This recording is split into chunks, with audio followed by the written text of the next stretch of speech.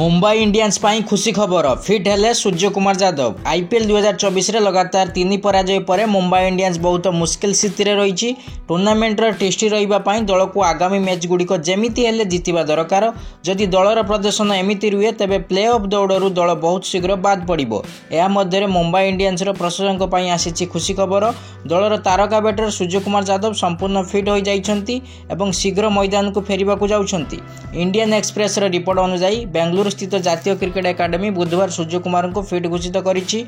तारका बैटर 3 मासरू अधिक समय हेब क्रिकेट रू दूरे रही।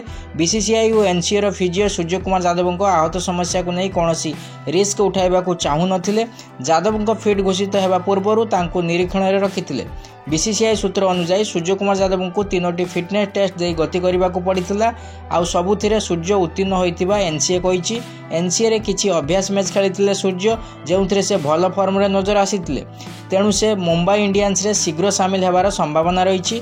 एनसीए रो जैनिक अधिकारी कहिसंती आमे यह सुनिश्चित करने को चाहूलु जे जेबे सूर्य मुंबई इंडियंस को फेरिबे तेबे 100% फिट थिबे। आईपीएल पूर्व फिटनेस टेस्ट रे से 100% फिट निजको अनुभव करू नथिले।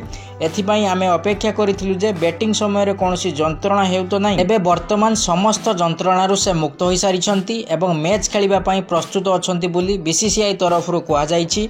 सूचना थाउ कि दक्षिण आफ्रिका विपक्ष टी20 सीरीज समय रे फील्डिंग करुथुवा बेले आहत होइतिले सूर्यकुमार यादव। एहा परे तांकर स्पोर्ट्स हार्निया सर्जरी करा जाइथिला, जहा फल रे अफगानिस्तान विपक्ष सीरीज रु से बाद पड़िबा सह आईपीएल रे प्रथम 3टी मैच रु मध्ये बाद पड़िथिले।